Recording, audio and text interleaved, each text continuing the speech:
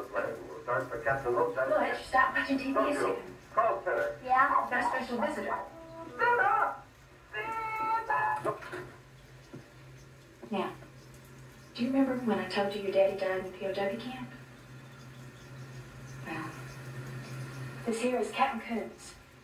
He was in the POW camp with Daddy.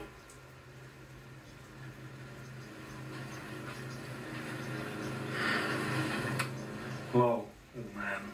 Boy, I sure heard a bunch about you. See, I was a good friend of your dad's.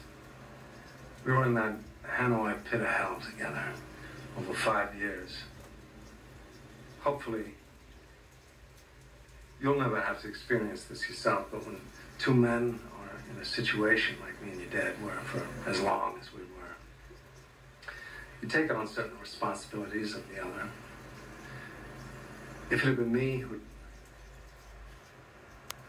not made it, Major Coolidge, you'd be talking right now to my son, Jim. The way it turned out, I'm talking to you. Butch, I got something for you.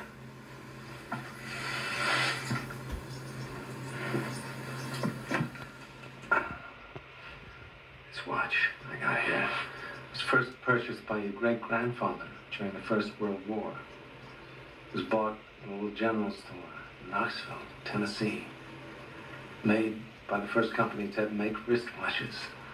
Up till then, people just carried pocket watches. It was bought by private doughboy Ryan Coolidge on the day he set sail for Paris.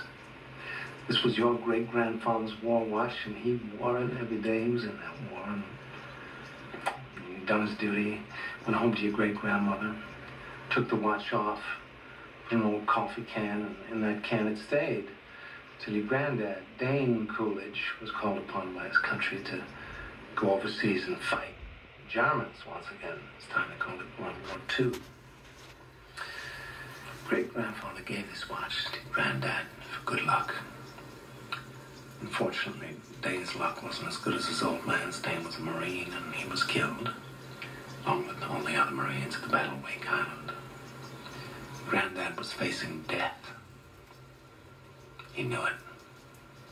None of those boys had any illusions, but they were leaving that island alive. So 3 days before the Japanese took the island, your granddad asked a gunner on an Air Force transport named Wanaki, man he'd never met before in his life, to deliver to his infant son, who he'd never seen in the flesh, his gold watch. 3 days later, your granddad was dead, but Wanaki kept his word.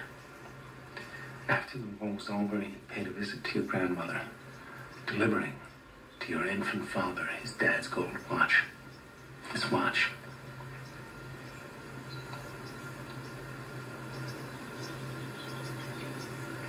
This watch was on your daddy's wrist when they were shot down over at Hanoi. He was captured, put in a Vietnamese prison camp.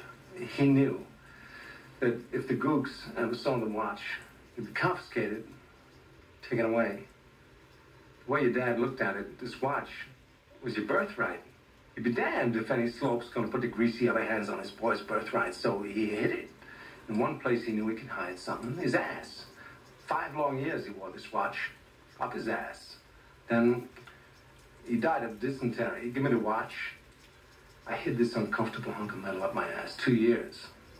Then, after 7 years, I was sent home to my family. Now, little man, I give the watch to you.